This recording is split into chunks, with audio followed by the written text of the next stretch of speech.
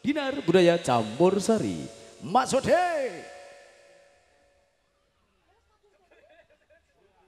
Ye, wis rasa spot apa Pak?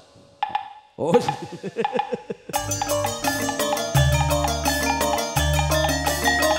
Sinegep ingkang samya kondur saking kedaton ora kaya sajroning Taman Putri Nyai Limbo Cange.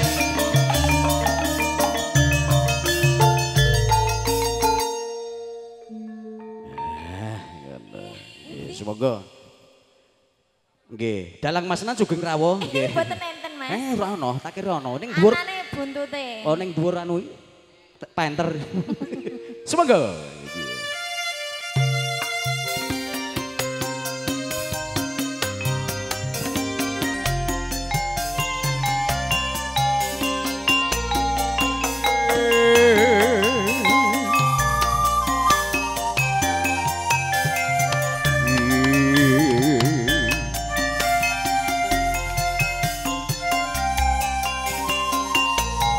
Bojo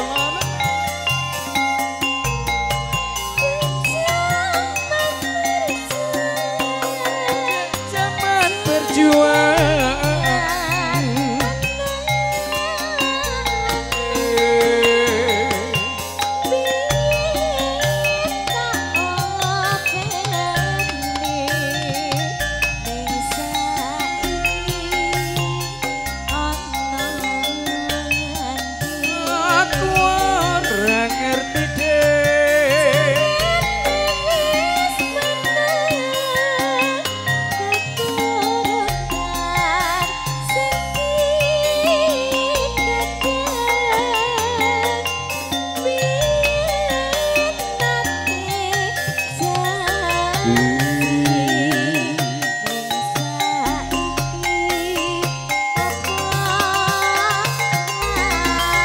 jangan lode bojo loro mateng kabeh ning gunung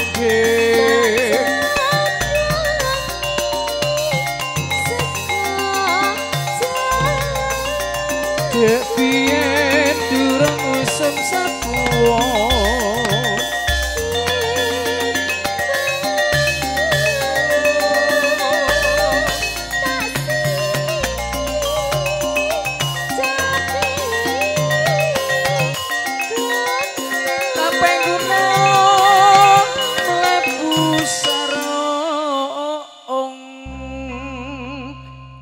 Mlebu sarung lah iya iki engko kan Mbak Sinta iku mlebu sarunge Dik Sendi. Oh ngono. Lah iya wis sarunge seminggu rak dikumbah ngetril sisan langsung ambune ngangene wong wis kaya Rena karo Heri. Kuwi pengalaman pribadi. Pengalaman Mas. Heri ya crita ring aku. Kulino. Mangane wis terkindil-kindil pokoknya. Nek cilik. Nek cilik. Nek gede. Yo terkantal-kantal. Lanjut. MC kok leleng jih. Ayo disyukurake. Hah? Ayo disyukurake. Ayo disyukurake yuk. Yo kesuwen kok yuk. Aku mulih lho. Ayo disyukurno yuk.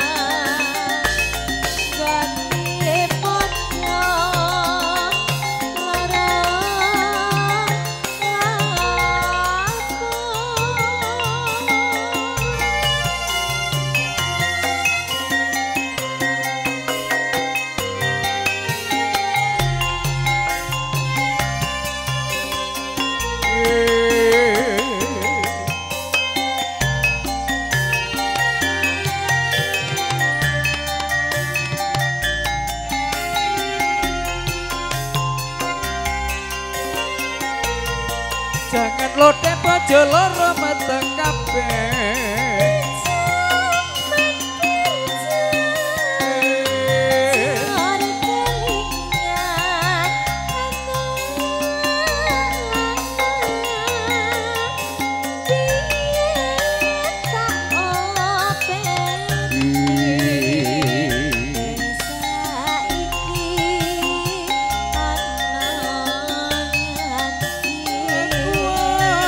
ngerti dhewe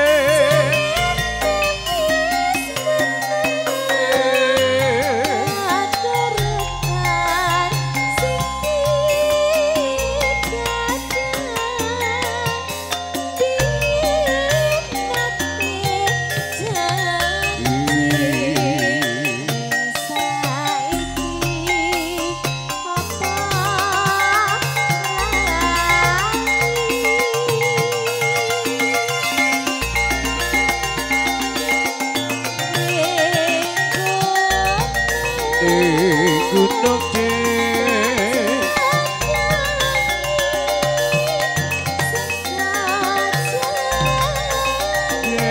piye durung usum sabun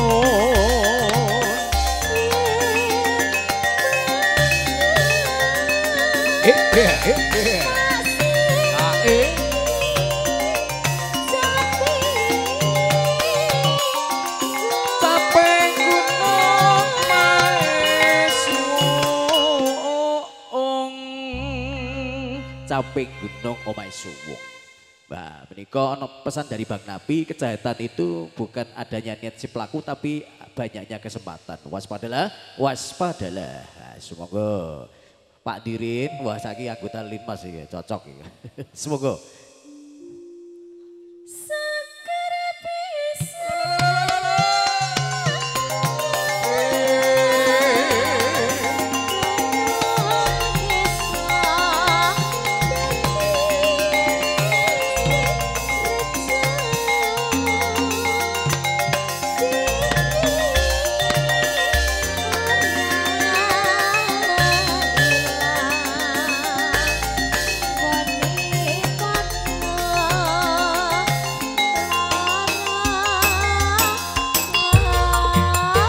Alip Kerbes, yes, hey. Lo.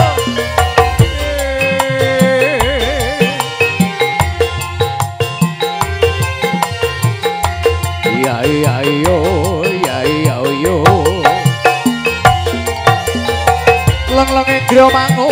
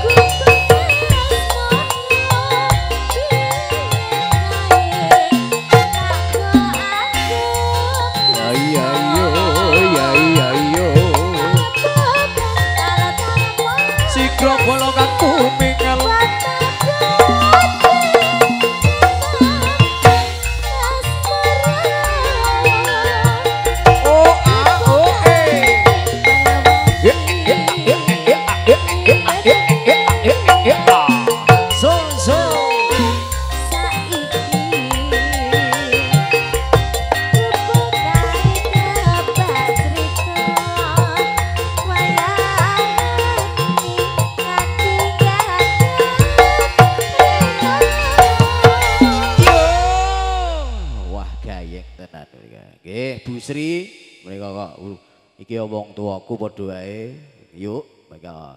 Nggih istrine Pak Tumar iki wong tuaku padha wae. Wong tua sing piye? Ya, sampean ditemok apa piye? Ya iso ning dalan, ora diurus. Sakno. Nggih, Bunda saya Bu Siska, nggih adalah Bu Sri, Mbak Ika, Mas Agung. Wes gek sampean sing ngaku-ngaku. Ngaku-ngaku. Heeh. Yo cen. Ben entuk warisan. Lho iya. Aku sing mari sapa ngene aku. Sawe ombo. Sepapat hektar. Nggih, lanjut maka. Catatan.